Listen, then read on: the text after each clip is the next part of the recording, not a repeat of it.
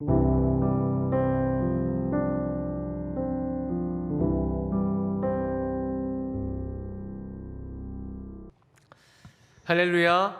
이 명절 기간에도 이렇게 이 자리에 사모하에 오신 여러분들을 주님의 이름으로 환영합니다. 오늘 이 자리에 주의 은혜가 가득하기를 주의 이름으로 축복합니다. 오늘 본문은 성경의 난제 중에 난제인 본문입니다. 오늘 본문은 난제라 함은 해석하기가 어려운 본문을 말합니다.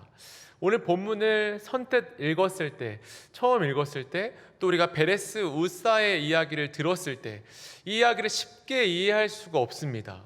오늘 본문의 이야기는 말하자면 굉장히 간단한 원리예요. 굉장히 중요한 물건이 떨어지려고 했습니다. 근데 그 떨어지는 이유가 어떤 사람의 목적을 가지고 떨어지는 것이 아니라 어떤 동물과 같이 악의가 없고 의도가 없이 그것이 떨어지려고 하는 거예요. 그럼 그때 그 중요한 물건을 붙잡아야 하겠죠.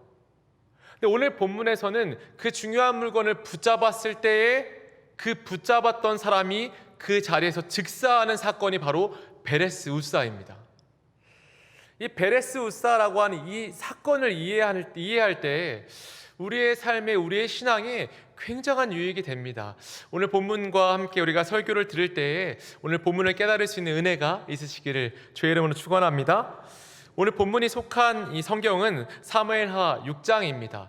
사무엘하 1장부터 10장까지는 사무엘의 이 왕국의 다윗의 왕국의 기틀이 세워지는 과정을 1장부터 10장까지 만들어지고 있습니다. 사울이라고 하는 인본주의적 왕이 폐위되고 하나님의 신본주의적 왕인 다윗이 세워지는 과정을 사무엘하 초반부에 담고 있습니다. 1장부터 5장까지는 다윗을 반대하는 세력들을 다윗이 한 명 한 명씩 숙청하고 또한 그의 나라의 기틀을 세워나가는 데 쓰입니다. 그리고 6장부터는 이제 반전이 되어서 또한 이 내실을 다시는 데에 이 말씀이 쓰이고 있어요. 오늘 본문 사무엘하 6장은 이 다윗 왕국의 어떤 기틀을 세우기 위한 가장 중요한 작업이었습니다. 그가 행정 수도를 예루살렘으로 옮기고 난 뒤에 이 예루살렘에 언약궤를 옮기고 싶었어요. 언약궤가 그의 행정 수도에 있으면 그의 다윗 왕국의 기틀이 잘 세워지고 그 나라가 든든히 서갈 것 같았습니다. 그래서 다윗은 하나님의 임재의 상징인 언약궤를 가져오고자 하는 계획을 세웁니다. 그 계획을 세우며 이제 언약궤를 가져오기 위해서 오늘 본문 1절에 보면 다윗이 이스라엘에서 뽑은 무리 3만 명을 다시 모으고 오라고 하는 본문이 나옵니다. 이 언약궤, 조그마한 언약궤를 가지고 오기 위해서 3만 명이라고 하는 숫자의 군사를 모읍니다. 근데 여러분 3만 명이라고 하는 숫자를 우리가 지금 이 자리에 한 100여 명 정도 앉아 있으신 것 같은데 100여 명 곱하기 몇 해 하면 3만 명이죠? 네, 한 300 곱하면 3만 명이죠. 이 규모의 300 곱하는 숫자면 굉장히 많겠죠. 3만 명이라는 숫자가 목적에 따라서 많고 혹은 적게 느껴질 수 있을 것 같아요. 전쟁을 위해서 3만 명이 모였다 하면 적당히 모였다 혹은 적게 모였다라고 생각할 수 있겠고, 이 언약궤라고 하는 작은 상자를 옮기는데 3만 명이 모였다면 이 3만 명이라고 하는 숫자는 굉장히 많은 것 같습니다. 그렇다면 다윗은 왜 3만 명이라고 하는 이렇게 많은 숫자를 모았을까요? 그것은 1절 말씀에 보면은 한 단서가 있습니다. 다윗이 이스라엘에서 뽑은 무리 3만 명을 어떻게 모았다고 나와 있죠? 다시 모았다고 나와 있죠. 이 다시라고 하는 히브리어, 오드라고 하는 히브리어는 여전이라고 하는 의미도 갖고 있어요. 그러니까 이미 모였던 무리가 다시 모였다는 거예요. 그렇다면 이 바로 앞장 사무엘하 5장 뒷부분에 보면 블레셋과의 전쟁의 이야기를 담고 있습니다. 그렇다면 이 3만 명은 누구입니까? 블레셋과의 전쟁을 했던 그 무리, 전쟁을 했던 군사들 3만 명입니다. 다시 그들을 불러 모은 거예요. 군사들 3만 명이 흩어지기도 전에 그들에게 다시 모아서 우리 할 일이 있다 라고 하면서 3만 명을 다시 모았습니다. 다윗은 이 언약궤를 옮기기 위해서 나름대로 생각했습니다. 바로 앞부분에 보면 이 언약궤가 블레셋에게 빼앗겨서 이 블레셋 군사들에게 빼앗겼던 일이 있었습니다. 다윗은 그 일을 염두에 두고 이 블레셋과의 혹시 모를 군사적 충돌을 대비하기 위하여 블레셋과 전쟁을 치렀던 군사 3만 명을 다시 모은 것입니다. 그들을 다시 모아서 군사적 충돌을 준비했던 것이죠. 그런데 이 다윗이 준비했던 이 3만 명의 군대, 정말 모았어야 했을까요? 사실 우리가 앞부분을 살짝 보아도 이 언약궤가 블레셋에게 빼앗겼을 때 이 언약궤는 홀로 블레셋에서 싸웠습니다. 하나님은 이 블레셋이라고 하는 나라와 마치 전쟁을 하듯이 이 게선 장군처럼 이 언약궤가 블레셋을 이렇게 휘모르며 이 블레셋에 있는 모든 군사들이고 병사들이고 일반 백성이며 다 물리치며 다시 돌아온 이 전적이 있었습니다. 그렇게 이 언약궤는 블레셋에게 가져가라고 해도 가져가지 못할 만큼 어떤 이 무서운 존재가 된 것이 언약궤였어요. 그렇다면 다윗은 이 3만 명의 군사를 모을 것이 아니었습니다. 우리가 오늘 본문을 살펴보면 알겠지만 다윗은 다른 것들을 준비했어야만 했습니다. 하지만 다윗은 잘못된 것을 준비한 것이죠. 우리가 학교를 다닐 때 학교에서 준비물을 가져오라고 할 때가 있죠. 준비물을 하나하나 챙겨서 종이부터 펜이나 연필, 지우개까지 모든 준비물들 다 가져갈 때 모든 준비물들을 가져가야 돼요. 근데 다윗은 오늘 하나님이 숙제를 내주신 그 일에 잘못된 준비물을 가지고 간 것입니다. 그렇다면 이렇게 잘못 모인 3만 명이 간 곳은 어딜까요? 오늘 본문 앞부분에 보면 2절의 말씀에 이렇게 나와 있죠. 우리 2절 말씀 같이 한번 읽어볼까요? 시작. 다윗이 일어나 자기와 함께 있는 거기서 하나님의 궤를 메어오려 하니 그 궤는 그룹들 사이에 자정하신 만군의 여호와의 이름으로 불리는 것이라. 아멘.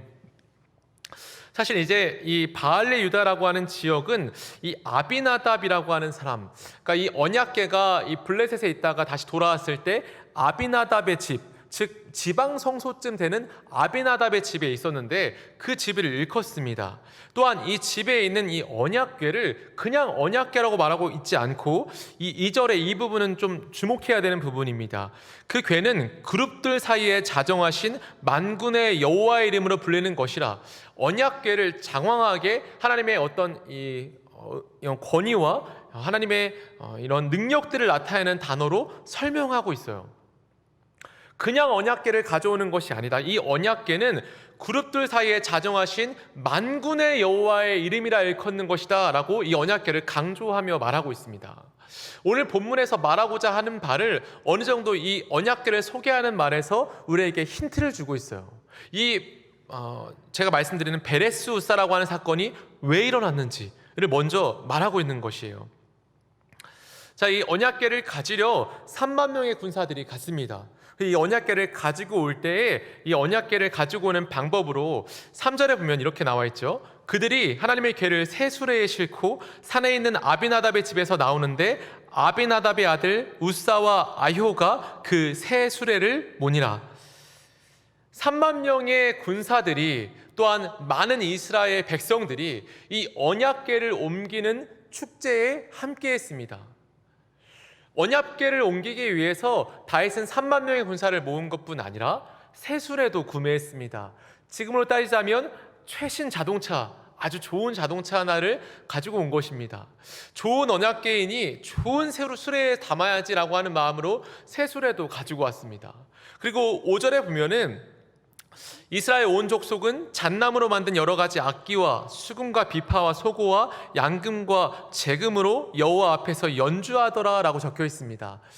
말하자면 프로세션, 모든 악기들, 이 구약시대 때에 하나님을 연주했던 모든 악기들을 다 가지고 왔어요. 그리고 연주하더라 라고 하는 이 단어는 뛰놀다라고 하는 의미도 함께 갖고 있습니다. 말하자면 지금 이 언약궤를 예루살렘으로 옮기는 이 일은 하나의 큰 행사처럼 이루어지고 있는 것입니다.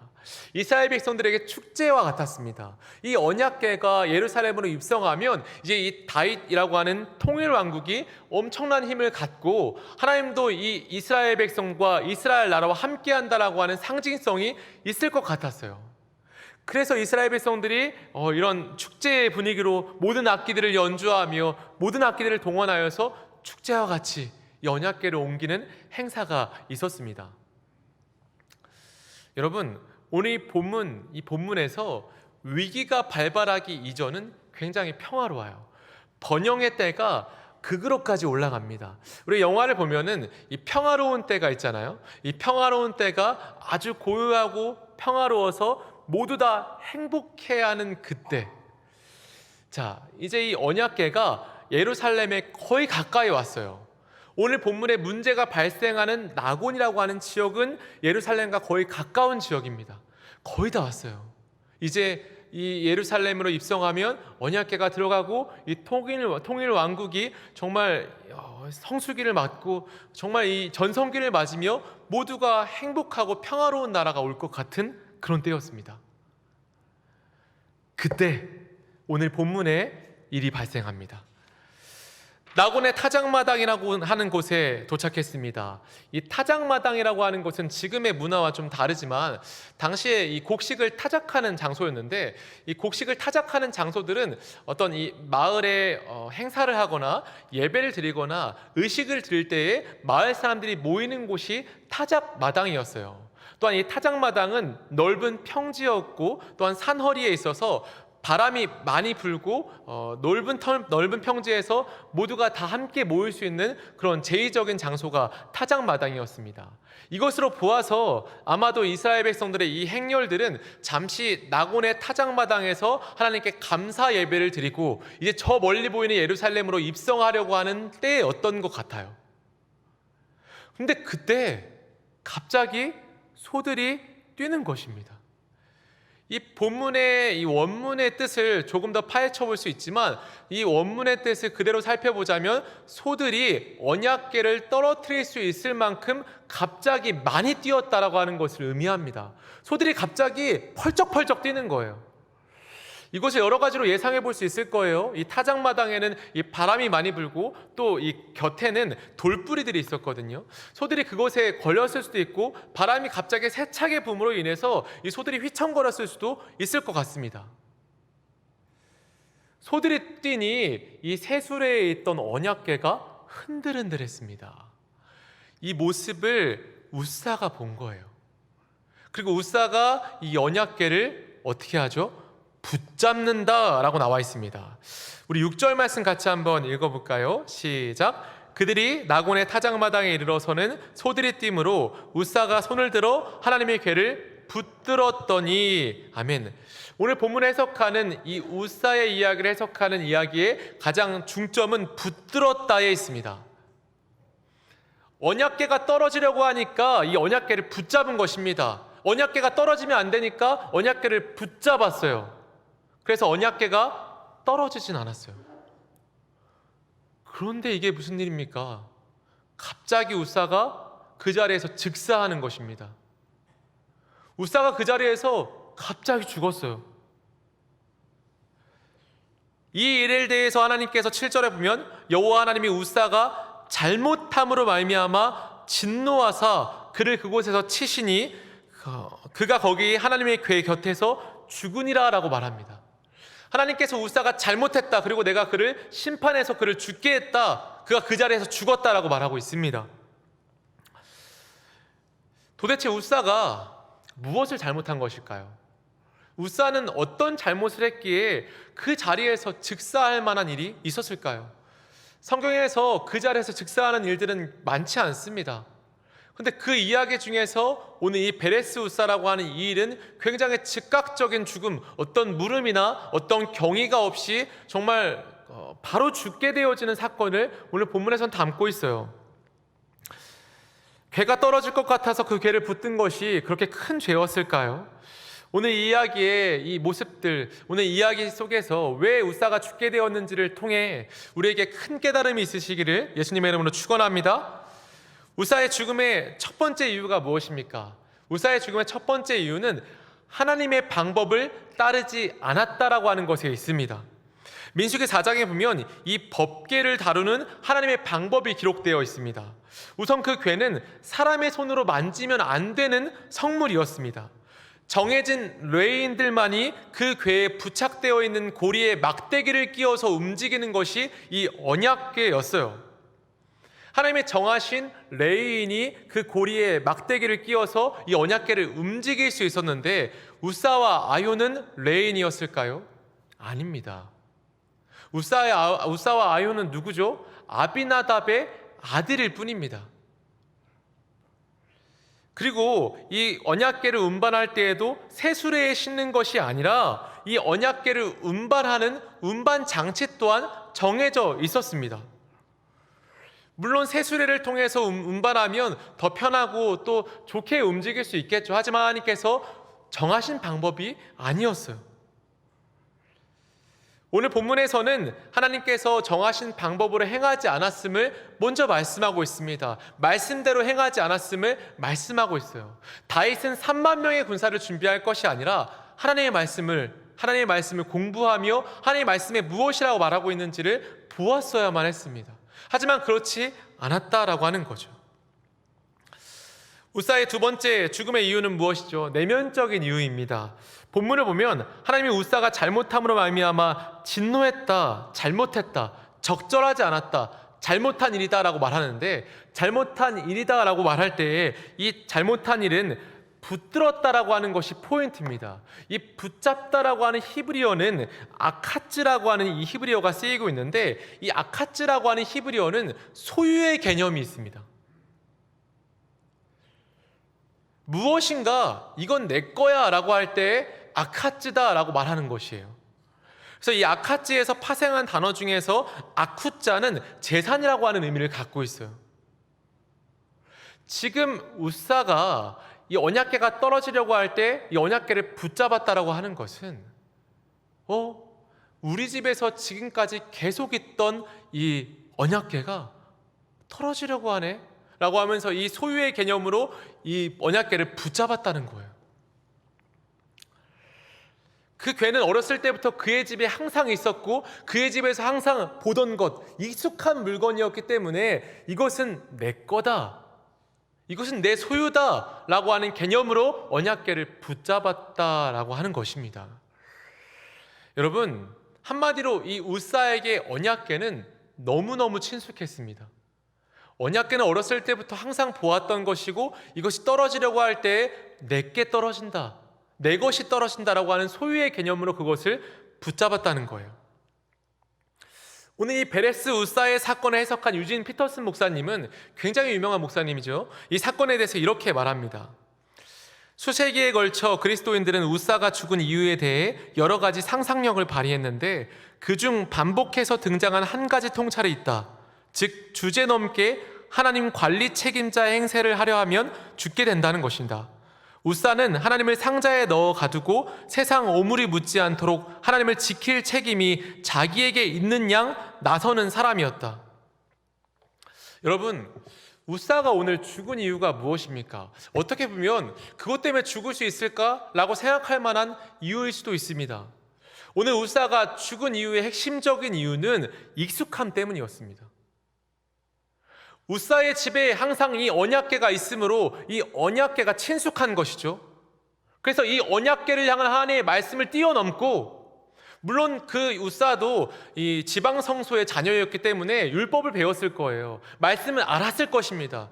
그럼에도 불구하고 언약궤가 떨어지려고 할 때 이런 조건반사처럼 몸이 움직인 거예요. 내가 익숙하게 바라보았고 우리 집에 항상 있던 언약궤가 떨어지네 라고 하면서 이 언약궤를 붙잡았다는 거죠. 이것은 성경도 자증하는 것입니다. 처음에 이 궤가 아비나답의 집에 도착했을 때에 사무엘상 7장에서는 엘리야살이 그 궤를 지켰다고 기록됩니다. 근데 그것이 오늘 우사에 이르러서는 붙잡다라고 하는 말로 바뀌었어요. 지키는 것에서 붙잡는 것으로 그들의 모습이 바뀌었다라고 하는 것입니다. 그래서 오늘 이 본문을 통해서 다윗은 그곳에서 이 일을 분하게 여기며 베레스 우사라라고 그곳을 칭했습니다. 그렇다면 여러분, 베레스 우사가 어떤 뜻일까요? 베레스라고 하는 이 히브리어 단어는 치다라고 하는 의미고, 우사라고 하는 말은 우사의 이름이기도 하지만 공교롭게도 이 이름의 뜻은 힘이란 뜻입니다. 하나님이 힘을 쳤다는 거예요. 하나님이 힘을 쳤다. 여러분, 이 베레스 우사의 이 의미가 굉장히 의미심장하지 않습니까? 힘을 치다. 저는 오늘 사실 이 설교를 준비하고 이 설교 준비해서 이 단까지 올라올 때 이 베레스 우사라고 하는 이 일을 오늘 새벽부터 시작해서 경험했습니다. 이 말씀을 앞으로는 좀 너무 무서운 말씀을 준비하면 안 되겠다라고 생각될 만큼 이 말씀을 준비하면서 경험했어요. 사실 오늘 아침 새벽에 일어날 때 원래는 잘 그렇게 일어나지 않는데 이 날씨가 추워졌잖아요. 그래서 저희 집 이 겨울 이불을 이제 꺼내서 제 침대 밑쪽에 이 겨울 이불을 좀 놨는데, 제가 더위를 많이 타서 이불을 안 덮어서 이불을 밑쪽에다가 쌓아놨습니다. 그래서 발을 올리고 잤는데요. 새벽에 일어나서 이제 아내가 옆쪽에 있고 저는 안쪽에서 자서 아내를 피해서 이불을 피해서 이렇게 내려가는데, 저희 아래쪽에는 저희 아이들이 자고 있습니다. 근데 이제 내려가려고 하는데, 이제 내려가서 이제 발을 디디려고 하는데요, 그 밑에 발을 디디려고 하는 그 바로 밑에 저희 둘째 딸 보라가 있는 거예요. 제가 살이 좀 빠졌다 하지만 아직 80kg대예요. 제가 보라를 아무것도 보이지 않는 데서 밟았다면 지금 저 뒤에서 놀고 있는데 보라가 저렇게 멀쩡하게 놀 수 있지 않겠죠? 그 순간 아빠의 기지를 발휘해서 이 온 몸을 비틀며 이 다리를 꺾었습니다. 그래서 아이를 피하면서 꺾으면서 내려왔어요. 그러고 나니까 허리가 삐끗했어요. 그래서 제가 사실 지금 이렇게 서 있지만 지금 오늘 계속 누워 있었습니다. 그러면서 오늘 하루 종일 누워서 허리가 너무 아프다 이 생각만 하다가, 사실 오늘 이 설교 준비를 많이 했지만 오늘 많이 못 읽어봤어요. 그러다가 이제 7시에 이제 올라와서 저 앞에서 기도를 하는데 그런 생각이 드는 거예요. 내가 오늘 겪은 일들이 하나님께서 나에게 이 말씀을 깨닫게 하기 위한 것이구나. 내가 이 설교를 함에 있어서 저도 이 교회에서 항상 지내지 않습니까? 교회에서 살죠. 아침 새벽 문 열 때면 4시 반에 와서 저 집에 잘 안 들어가니까 퇴근할 때까지 계속 있는다 하면 근무 시간이 몇 시간인지 모르겠어요. 굉장히 긴 시간을 교회에 있습니다. 설교도 익숙하죠. 많이 합니다. 예배도 많이 드리고 또 이곳에서 생활하다 보니까 익숙합니다. 또한 이 설교할 때에도 어느 때에는 내 힘으로 할 수 있을 만큼 이제 익숙한 때가 됐어요. 그런데 오늘 이 본문을 준비하고 제가 이 말씀을 준비하면서 이 베레스 우사라고 하는 것이 저에게 오늘 이 설교를 준비하면서 굉장히 깊게 다가왔습니다.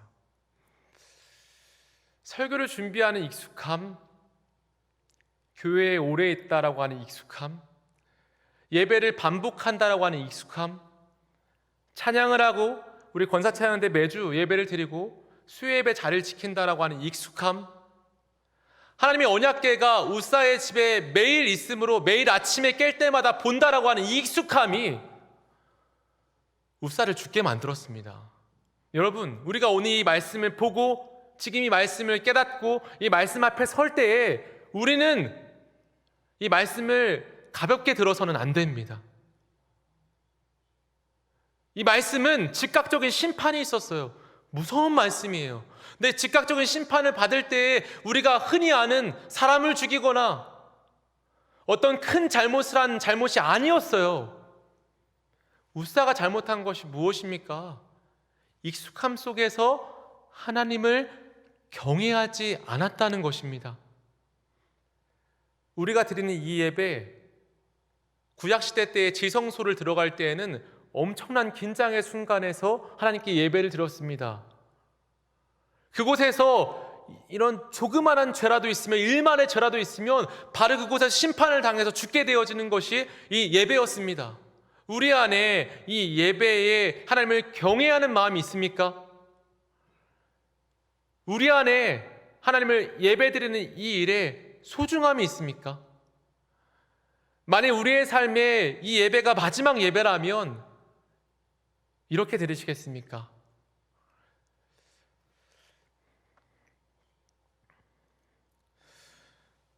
여러분, 우리가 오늘 본문을 통해서 다시 한번 깨닫는 것은 하나님을 경외해야 한다라고 하는 사실입니다.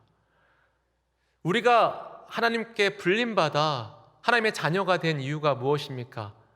지혜, 여호와를 경외하는 지혜를 얻기 위해서입니다. 경외의 뜻이 무엇이죠? 하나님을 두려워하며 사랑하는 것입니다. 하나님은 사랑의 하나님이시지만 공의의 하나님이십니다. 우리의 삶 가운데 삶에 무너진 부분들이 있다면 우리가 어느덧 익숙함으로 인해서 하나님께서 지금 베레스 우사로 우리의 힘을 치고 있지는 않지만 하나님이 먼저 우리가 베레스 우사 하시기를 기다리는 때일 수 있습니다. 여러분, 굉장히 중요한 책 한 권이 있습니다. 이 책 제목만으로도, 내용만으로도 굉장히 우리에게 굉장한 메시지를 줍니다. 미국의 리드머 신학교 목회 상담원 교수인 폴 트립 교수가 쓴 책입니다. 이 책의 제목이 이것입니다. 경외, 뒤틀린 삶을 바로잡는 힘. 책의 일부분이 이렇습니다. 물질에 대한 집착, 일 중독, 폭식과 비만, 간음, 이런 작고 사소한 문제에서부터 큰 도덕적인 문제에 이르기까지 삶에서 부딪히는 모든 문제의 근원은 하나다. 바로 우리가 하나님을 경외하지 않는다는 것이다. 살아계신 여러분, 사랑하는 우리 충신의 성도 여러분, 하나님을 경외하고 계십니까? 하나님을 사랑하면서 두려워하는 마음을 갖고 계십니까? 우리가 정말 그런 마음을 가지고 오늘 예배의 자리에 나오셨습니까? 우리의 삶 가운데에 삶이 뒤틀리고 우리의 삶에 어느덧 문제가 있는 것들, 그것은 하나님을 경외하지 않기 때문이라고 하는 간단한 사실 가운데에 우리의 삶을 되돌아보아야 합니다. 바울은 우리의 삶을 향하여서 그의 빌립보서 3장 3절에 이렇게 말했습니다. 하나님의 성령으로 봉사하며 그리스도 예수로 자랑하고 육체를 신뢰하지 아니하는 우리가 곧 할례파라. 우리가 누구입니까? 성령으로 살아가는 자들입니다. 우리가 누구입니까? 예수로 자랑하는 자들입니다. 우리가 누구입니까? 육체를 신뢰하지 않는 자, 우리의 힘을 신뢰하지 않는 자입니다. 할렐루야! 우리의 삶의 힘, 나의 힘의 근원을 신뢰하지 않는 자가 바로 그리스도인입니다. 우리는 그것을 위해 불림받았고 이 자리에 예배하는 것은 하나님께 온전히 내어 맡겨드리며 우리의 삶이 하나님의 힘으로 살아가게 해달라고 하는 그 기도를 하기 위해서 이 자리에서 예배를 드리는 것입니다. 100주년 기념교회의 담임 목사였던 이재철 목사님은 베레스 우사에 관한 글 중에서 이런 글을 남겼습니다. 굉장히 좋은 글입니다. 한번 들어보세요. 하나님보다 스스로 더 높아지려고 하는 자신을 베레스 우사하라. 말씀보다 자신의 경험을 더 중시하려는 자신을 베레스 우사하라. 하나님보다 사람들의 인기에 영합하려는 자신을 베레스 우사하라. 자기 야망을 위해 하나님의 말씀을 왜곡하려는 자신을 베레스 우사하라. 경건의 삶보다 아무도 모르게 욕망의 늪에 침잠하려는 자신을 베레스 우사하라. 어떤 직책에 있든 사람을 섬기는 것이 아니라 지배하려는 자신을 베레스 우사하라. 여러분, 하나님께서 우리의 삶에 베레스 우사하실 때가 우리가 하나님을 경외하지 않고 익숙함 속에 매몰되어서 오늘도 또 한 번의 예배를 드리며 그렇게 살아갈 때 하나님은 우리의 삶에 우리의 힘의 근원을 치시는 베레스 우사의 사건을 주십니다. 진정 지혜로운 자는 하나님께서 베레스 우사 하시기 전에 먼저 나의 힘의 근원을 베레스 우사하는 자들입니다. 할렐루야! 오늘 제가 여러분들에게 말씀드리고자 하는 것이 이것입니다. 하나님이 베레스 우사 하시기 전에 나의 힘을 의지하는 그 힘들을 먼저 베레스 우사하며 하나님께 내어드리며 항복하며 주님 나에게 힘으로 나에게 모든 하나님을 경외하는 것으로 내가 이 땅을 살아가며 하나님을 경외하며 겸손히 주님의 능력을 바라고 주님을 의지하며 살아가게 해달라는 이 기도가 우리의 삶 가운데 강력하게 있어야 합니다. 베레스 우사, 하나님은 우리에게 묻고 있습니다. 지금 너는 나의 힘을 너의 힘보다 나의 힘을 더 의지하지 않고 너의 힘을 의지하는 삶의 영역은 없는가? 하나님을 경외하지 않고 나의 힘을 의지하며 예배를 드리고 있지는 않은가? 나의 삶에 하나님을 경외하는 것이 정말 있는가를 오늘 말씀을 통해서 물어보고 있습니다. 사랑하는 충성 성도 여러분, 이 말씀 앞에서 우리 스스로를 되돌아보며 하나님을 경외하지 않는 부분이 있다면 하나님을 경외하며 예배의 그 감격과 하나님을 향하여서 나아가는 그 사랑과 두려워하는 그 마음이, 경외함이 우리 안에 회복되어질 수 있기를 예수 그리스도의 이름으로 축원합니다. 함께 기도하겠습니다.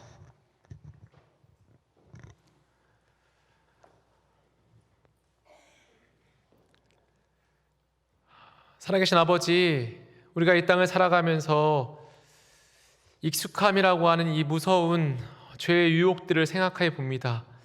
우리가 주님 앞에 예배를 드리면 드릴수록, 신앙의 연수가 지나면 지날수록, 우리의 이런 영적인 일들을 하면 할수록 우리가 조금씩 더 익숙해질 때마다 하나님을 경외하는 마음들이 사라지고 있습니다. 하나님, 우리가 하나님을 정말 사랑하지만 하나님을 정말 두려워하여서 날마다 거룩한 삶을 살아가는 것에 거룩의 진보를 이루고 신앙의 연수가 지나면 지날수록 주님을 더 사랑하여서 주님을 사랑하면 사랑할수록 더욱더 거룩해진다라고 하는 이 사실을 깨닫는 살아있는 믿음 되게 하여 주시옵소서. 우리 안에 익숙함의 그런 함정들이, 익숙함의 유혹들이 있다면 우리가 그런 모든 것들을 다 제거하며 베레스 우사를 당하기 전에 먼저 베레스 우사하며 나의 힘의 근원들을 치고 하나님만을 의지하는 우리의 모든 삶이 되어줄 수 있도록 역사하여 주시옵소서. 우리의 삶을 살아가면서 우리의 문제를 겪어가면서 우리의 힘을 의지하며 문제를 해결하는 것이 아니라 모든 문제를 100% 하나님께 의지하며 하나님께 모든 방법을 간구하고 주님을 의지하는 우리의 삶이 되어질 수 있도록 주님 역사하여 주시옵소서. 주님 감사합니다. 오늘도 말씀 주시고 또한 이 자리에서 함께 말씀을 통해서 은혜 받을 수 있는 은혜 주셔서 주님 감사하며 예수 그리스도 이름으로 감사하며 기도드립니다. 아멘.